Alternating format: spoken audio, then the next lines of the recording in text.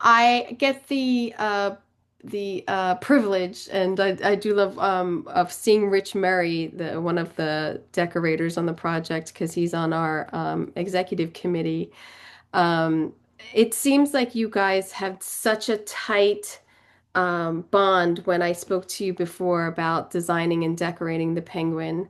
Um, is your collaboration, am I correct? Is that collaboration really, It really? is it is marvelous. I mean, I really love Rich Murray. I just cannot tell you how much I appreciate him and his efforts to what he has given. And it is remarkable to have a colleague like that. I really, really love him. He's fun and he's creative, and I love what the two of you did, and the other decorator is Rich Divine. Rich. That yes, yes. I Yeah. mean, to Yeah. work and to get this many sets each episode and each one be so full, chock full of not only character but design elements. There's no, corners of, missing design in these elements. I mean, right now we're looking at where the penguin goes as it's his mom's. It's a hideout house, correct? This was the Chuck. yeah, Yes, it's a yeah. hideout house. This is the Yes. hideout house. Um, what what I yes, what I see here is it is the one in episode 5 when they go to, right? Right. It's the one that they go to. Yes, it belongs to a Polish guy. It belongs to the guy who gets killed in the first episode. It's a young man, and they go there because Victor takes her there, knowing that he's dead, and it's a set that was tricky in the sense because we wanted it to remind us of the childhood of the penguin. So when you Hmm. see the Right. apartment of the childhood of the penguin, it's a mirror image of this one. And so what I did is I designed this set and then I took the rooms apart and I switched them around, and we configured that way the childhood apartment because so the mother, when she says, "Oh, reminds me of the old apartment," it really does remind her of that. Right. It really they're very connected. Yeah. In your shooting schedule of this and having so many builds and so many layers to all of these sets, do you feel like you had like the prep time to really do all this, or is everything rushed as most of us are? Well, one of the things on the Penguin that is unusual is that I had a little bit more prep at the beginning.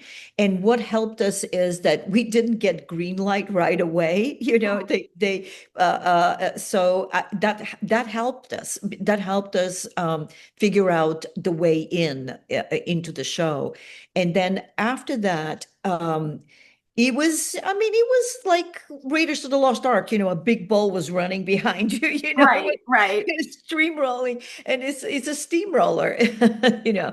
But that's Crown Heights. That is the Crown Heights. Yeah, Yes, I'm scrolling through some sets here, but yeah, it there's is. Yeah, it is. I mean, I there's never enough time in television, as you know. You very well know that, and but you have to find a way to do it. And those first few months that I had to think about the show were very helpful.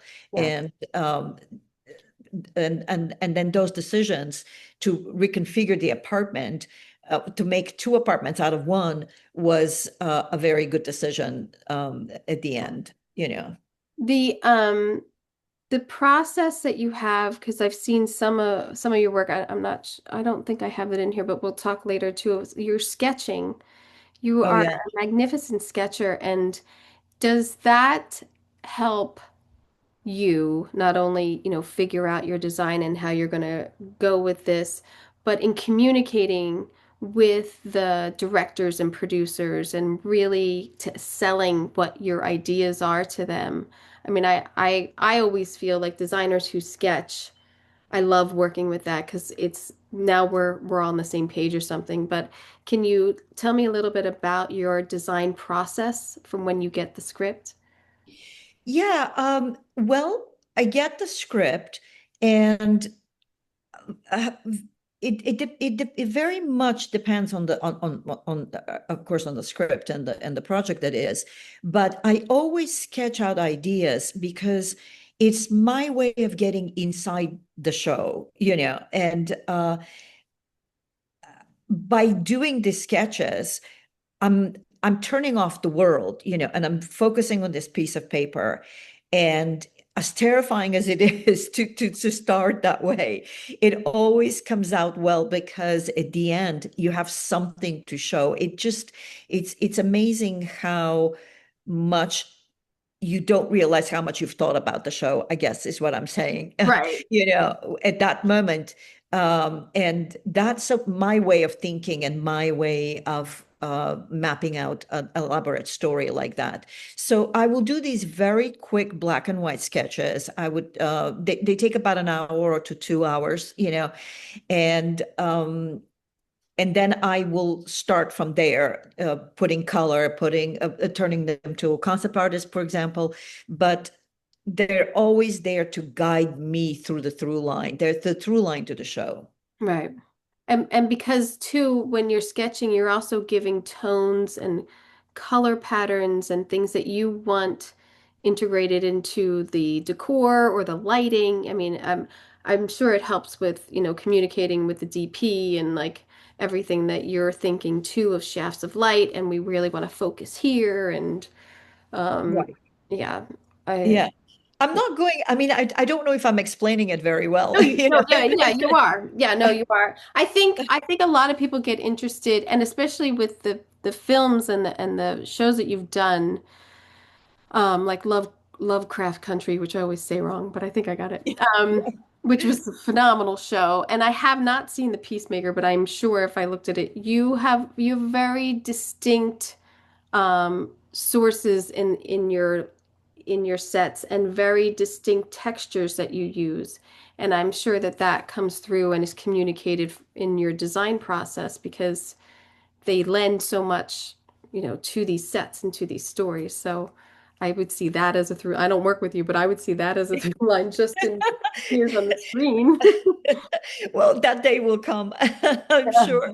Uh, Um, uh, I, so I know how wonderful sketching is, but then when you bring on the decorator and the or art director and decorator and everything, do you jump in right away and just throw it all at them? Do you? Because sometimes I hold things back because I don't want people to get overwhelmed. And with something like the Penguin, I feel like you had so many sets and so many, and I think you overlapped episodes and oh, shooting out yeah. a sequence, if I remember. So, I mean, yeah. Uh, Ab- I mean, I would immediately share with the art director and the decorator. There was no time to wait around, yeah. But it's remarkable when I think about how much I would design a set, and then they will tell me we can't build it. You have to Yeah. find it at the location, right? Yeah. And Monroe's Jazz Club is as a good example of that. And and ironically, the end product is very close to my original sketch, Mm. even though it isn't the set anymore, even though it is Monroe's Jazz Club. But that's where I came up with the idea of the chandelier that had fallen down. Mhm. And that was a very important moment, to distinguish to give the set a gesture in a sense, and to make it look like that. It was remarkable, and we achieved it. We built that chandelier. I mean, in this set, like, you look at it, you can't believe we did it in a real location. And what the real location had, it had the booths around, and Mm. and that's all it had. And I brought in everything I wanted and large murals of Bosch, and I which I covered, Right, right. and I brought in the columns. I brought everything, and I extended the stage, and I built the chandelier, and we edited there, and we did the texture on the bar, etc. But and it became a coherent environment, and a club that you can believe it was there from the Oh yeah. 1930s, you know. Do you think by not building it you saved any money? I don't know where I you don't save know. I money. don't know these I don't, answers. I don't I, get it. You moved a I, whole company over here because we couldn't build it. Like I don't get it. But exactly. But, I'm not going to argue. I mean, I can't argue with that, but there it is, here we are on location, and I ironically did what I wanted to do, you yeah, know. I mean, getting to still get close to your concept and your designs, that's fantastic because that's what you really want. And I'm sure when you're location scouting and seeing dozens of locations thinking this isn't gonna work for us or this isn't. And a lot of times I know in TV you get like pinned into, well, we're here half the day. We have to make it work the other half of the day somewhere around here.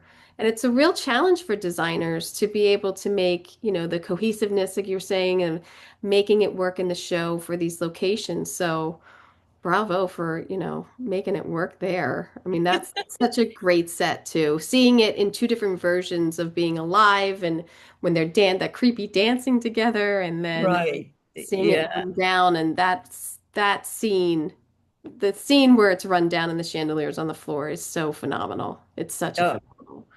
it's an important scene, Yeah. because it's about him and his mother, and the break of that relationship, and I mean, anyway, it's a very, very critical scene in the movie, Yeah. in the project. Oh, it's a movie. You did, what'd you do? 10 movies? You did 10 movies. Yes, exactly. I did 10 movies. Yeah. I didn't have this with the other one, but I do have a photo of your floor plan, your color choices, your wallpaper choices, and the exterior building that had in mind Right. when designing it. And I always love to see the process. I love the ADG awards that they post everyone's work when you submit it. Yeah. I wish we could do that. I'm trying to get there. So I really appreciate when you can see someone's work. But can you talk a little bit about the wallpaper choice for this? Because it's so interesting. Oh, it is really, the wallpaper was because they were Polish, So I was thinking, where can I find Polish wallpaper, And I have to go to the vintage, for that matter. But it was all related to the roots of the family, Mhm. trying to Yeah. to tell that this is a Polish family lives there. So it was the folkloric details of the wallpaper made it really happen and gave it, that feeling. Yeah, it's wonderful. It's a very busy sort of pattern, but yet the colors are fantastic and the whole palette is built, I'm sure, around the wallpaper. Yeah, absolutely. Yeah. Um, did you have a favorite set when you look back at it? I mean, it's been probably a Well, I while don't. since you've done it, right? This one. I mean, but people ask me that question all the time, and I have a hard time saying one set, because it is a through line of, I don't know how to choose. I don't know. Do I choose the first set? No. Do I choose the Falcon Mansion? I don't know. Do I choose the depot, the trolley depot, the abandoned Oh, trolley depot? Amazing. Was the biggest set of the. I don't know how to choose. They're all my children. How yeah, do you choose a yeah, child? I know. I think it usually comes down to what set did I have the least trauma on? Like, or what Well. Or something like for me, like, oh, it came that sofa came together just with everything, and everything sort of came together really great, and I loved how was seen on screen, and but everything in this looks great. So, but yeah, it was hard to choose. It is. Well, I would say probably the Falcon mention in a way, Bill, yeah. because I was able to use these pre-Renaissance paintings that I love so much, Mhm. and I was able to anchor the head of the family under the painting is called The Knight, and it was it was marvelous. I mean, it was just a wonderful framing of the Falcon, Yeah. of himself, I so I was always so surprised. I thought this was a location when you told me it was a build. I was like, well, that's a huge build. You did that, the bedroom, the kitchen, like you did so much in the build of it. It's yeah. unreal. Yes. And oh yes, the other part, I can't think of the name right now, what we used to call it, but Atrium, was it an atrium? there was an atrium and there was the round part, the A rotunda? solarium. A The solarium. solarium. Solarium. Yeah. Yeah. Yeah. Yeah. Just huge builds on this. So how many stages did you have? This set and the set of where he lived, the penguin lived, was one stage. That was one stage. The second stage was Arkham, with multiple other sets that went in and out. And the third stage, I mean, we had four stages, four big stages. Four huge Yeah, stages that you yeah, built. yeah. And then you have tons of exterior work that you did throughout the Tons. city. Yes, And yes. this, I still can think of that that shot of that wave coming to those poor people, and it takes your breath away. That scene is unbelievable. But the aftermath that you guys had to do of basically a tidal wave in the middle of the city was it's a massive dress. It's a massive dress. I mean, there's so much debris and upside down cars and all the choices for the signage and everything on the streets.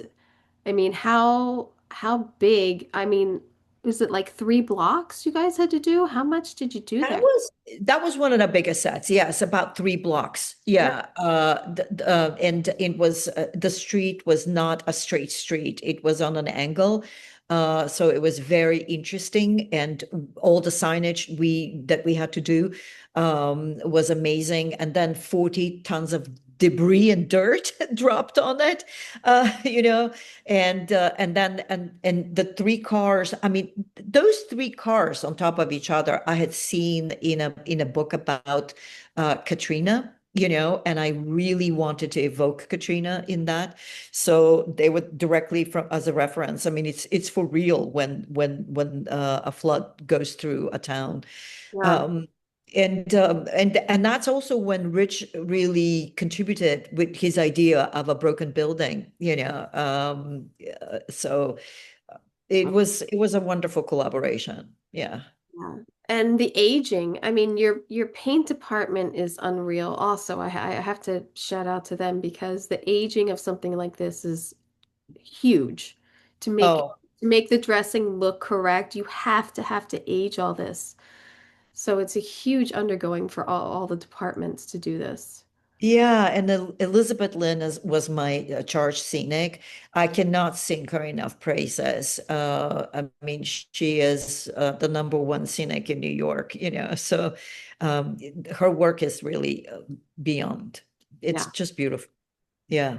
I don't know if I included it, but that last shot of um when they're, his new penthouse, his new Oh, yeah. lair is gorgeous Yeah. too. I mean that I remember you telling me about that you had dressed and designed a lot more of it and we didn't get to see it, which is such a bummer. Yeah. A bummer.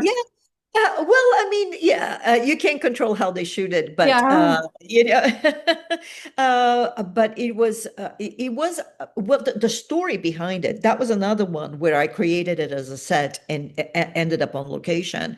And the story behind that one was that they told me, yes, you have to go on location, and we at the last moment have to find this location, and we found it was perfect because the windows were perfect, and the whole story of it, the whole moment of that is about the windows, right, and because we're going to see the bat signal. So but it was a white box, really, nothing in it at all except a staircase and under construction. And I thought, we'll go with that. We'll go with under construction, right. but but we will bring the murals of Zeus's hounds, as they're called, the harpies. And we brought them in. We brought the floor. We built all the columns, all the 20-foot columns, etc. We added it to the walls. We added the murals, and it was spectacular, and uh, it really made the set. It really was spectacular set. It is, and it's such a dynamic scene. It's such a Yeah. build Well, up. I it, just wanted to end. I just wanted to end, and I'm like, when is now you're but dancing again? yeah, but I mean, think about it. He is there with his old lady, the prostitute, pretending to be his mother. Yeah. And on the walls, you have the hounds of Zeus, the harpies, all these pissed off women through history. And they're looking at him, and he is proudly dancing. And I just thought, wow, Yeah, it's you great. know, It's such a yeah, great visual that was yeah, created there. It's really great. It's such a great ending too to have that. yeah. Um, did you, I forget, but this was the train station a total It, build? yes. Wow, that's right. Yeah, except for the lobby, which was real, but the it was a total build. Yes, it was a 4,500 square feet. I mean, it was massive. It was a lot of tunnels. We built the trolley cars also. The Oh, two wow. that they're there. I Yeah. mean, it was massive. Yeah. And how I know you had a heads up that this was coming, but still, there's so much involved here because again, you have painting and ghost signs and everything like that, and the aging of the floors and all of the debris down there and the trolley cars and everything. How long do you think the process was from starting construction to it to being shot? Did you I get? I am the worst person in terms of time. I really don't remember. I don't remember the exact time frame, but except I do remember one thing. The strike happened. Oh, Yes, right when okay. yes, and it helped me. It helped me because the line producer was able to convince HBO to leave the art department for extra 2 weeks to finish the set. Oh, how And helpful. exactly, and we worked it out to a movie quality set. Oh, it is. So, so I have to say I'm the only person grateful for for the strike because of Oh no, that. I've talked to people, and there were benefits to some departments getting more Yeah, prep time or more yeah. design time. Like it's not just you. It helped people, and then when you have off, and then you still had a couple months, thinking about other things, thinking about other sets. There's nothing like time in prep.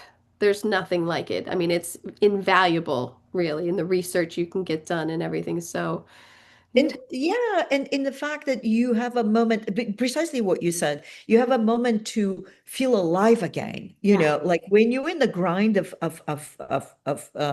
television, you at some point you become so exhausted that decisions like can be slippery. yeah, At that This came in at the right moment. This came in right before the depot, and it was a breath of fresh air. And when we came back 3 months later, I was a new person, I mean, and mind you, it helped us with the weather because we did winter for winter in the real time. But also, some of the sets, like the Crown Point, but they froze. The set froze, so we had to unfreeze it anyway. It was quite the opposite Yeah. all the time. Whenever Yeah, you think like, oh, shooting outside will be fine, it's like, is it, especially in LA, it's like, it's gonna rain. Well, it never rains here. Why? Just because we're shooting outside that one day, it's gonna rain? Like, whatever yeah, happens will happen. yeah, Windstorms, tornadoes, everything. Um, yeah, well, I can't say enough about the Penguin, and I'm a huge fan, and I can't wait for it to come back. I don't know when it will, but I hope it will. yeah. I don't know, but it's such a Well, fantastic series. well, they're doing Batman too, right? So we have to account for Colin being in Batman too. So if it happens, it will happen way after that. Yeah. You know, I mean, I yeah. was just at Paramount and he was doing Sugar season 2, and I'm like, get him out of there. He's got to get back to that penguin. Like, have you guys done shooting yet? But yeah, um, Yeah. it's a fantastic show. I mean, even if you're not, you don't have to be a Batman or a Penguin fan or know anything about it. I mean, this character just, they tell the whole backstory. It's heart-wrenching, his backstory. But yeah, it's just a fabulous show. So congratulations, well deserved on the nomination. It's awesome. Thank you very much.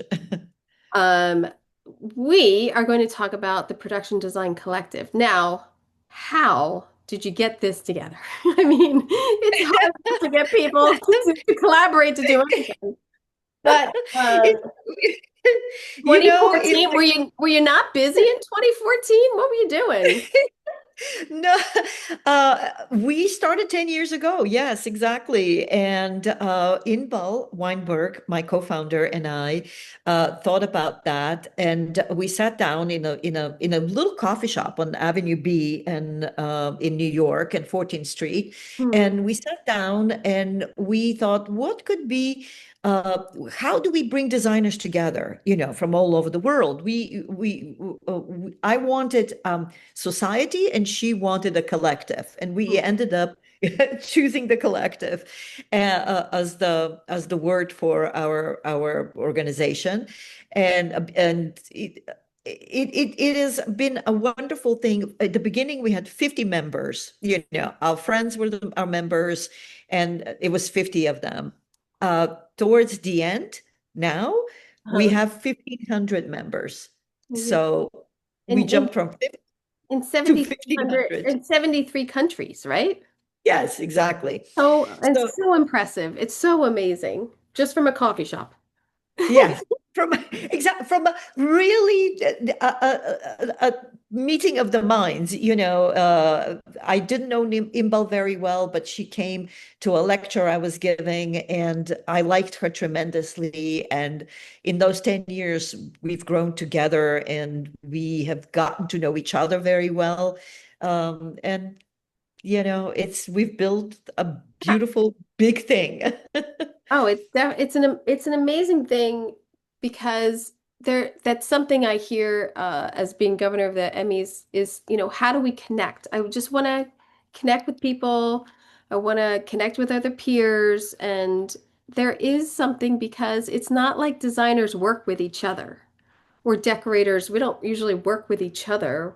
We're a singular person on we work with designers, you work with decorators, but it's not like we're working together on anything. So any sort of way to get us together to collaborate or to educate, I mean, it's a fantastic thing. That's one of the reasons I do the podcast. But to have what you have grown into something like this and the yearly event that you guys have put on to get everybody together physically, that's a huge feat.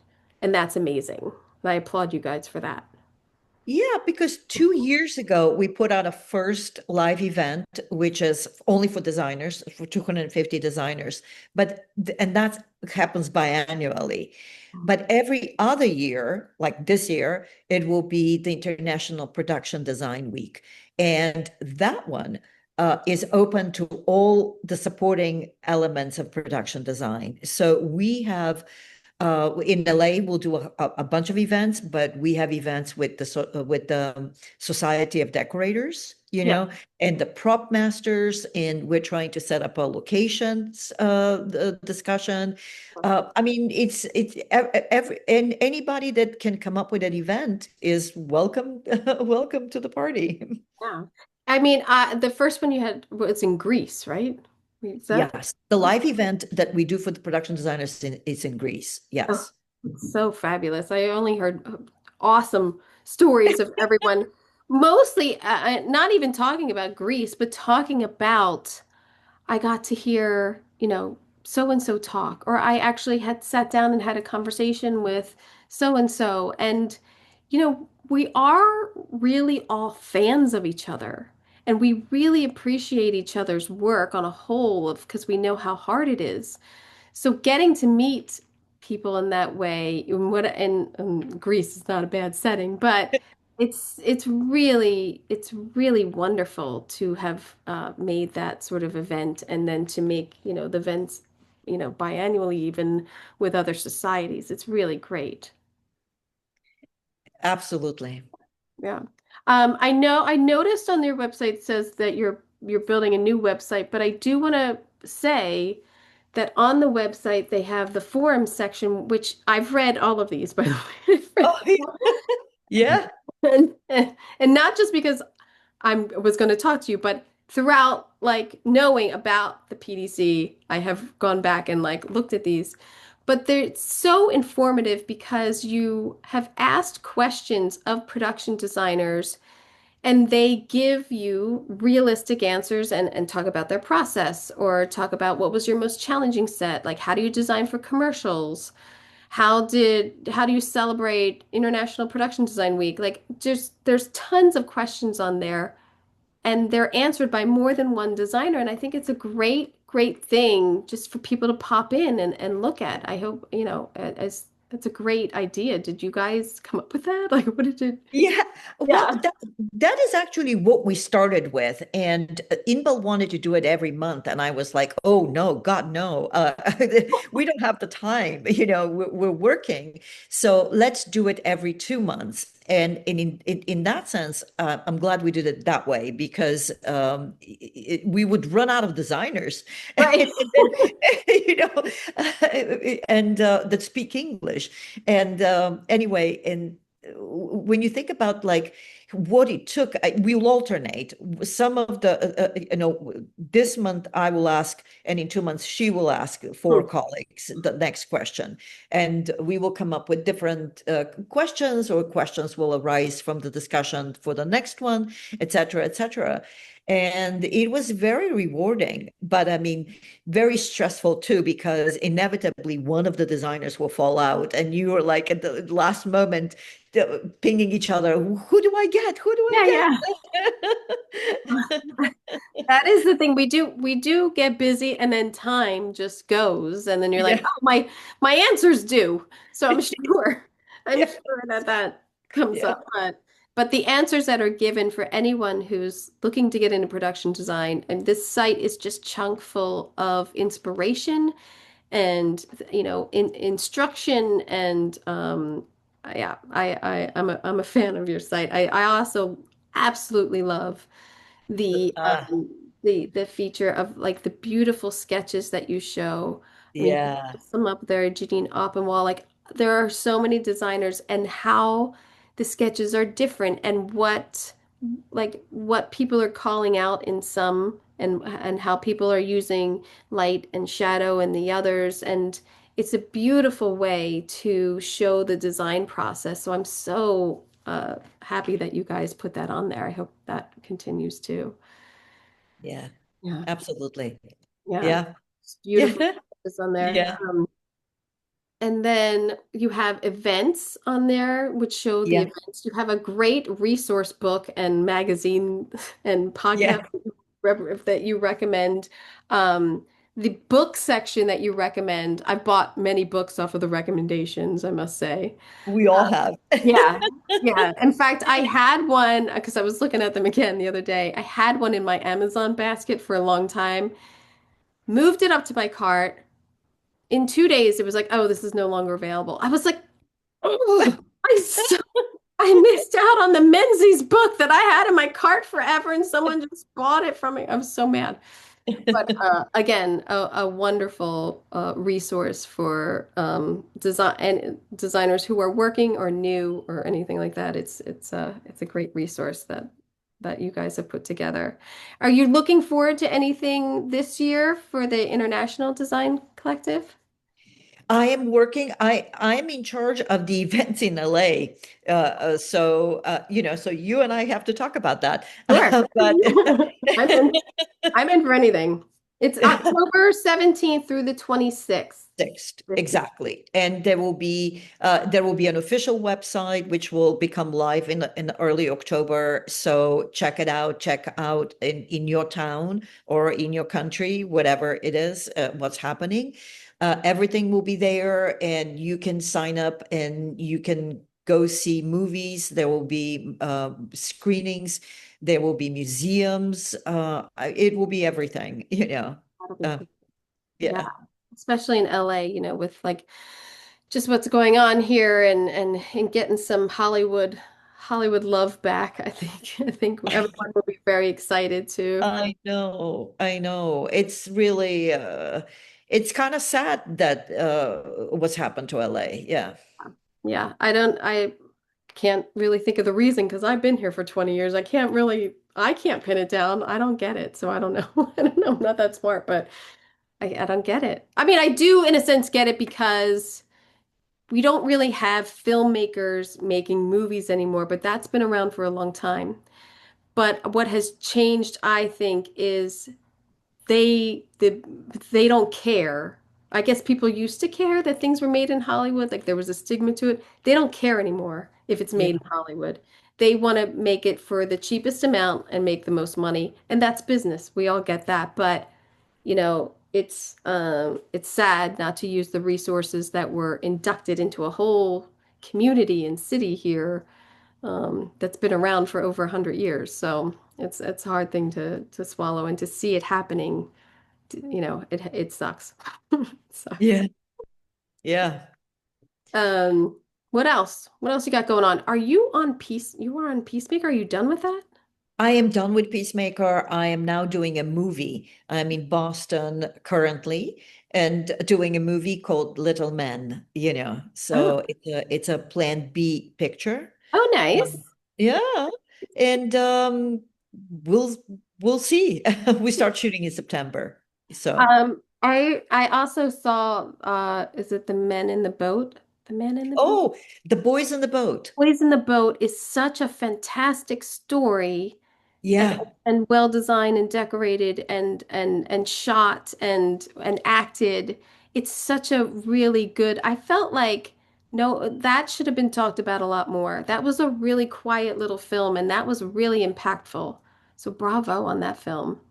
Thank you so much. That was the year before, you know, and it got lost in the shuffle, not enough publicity.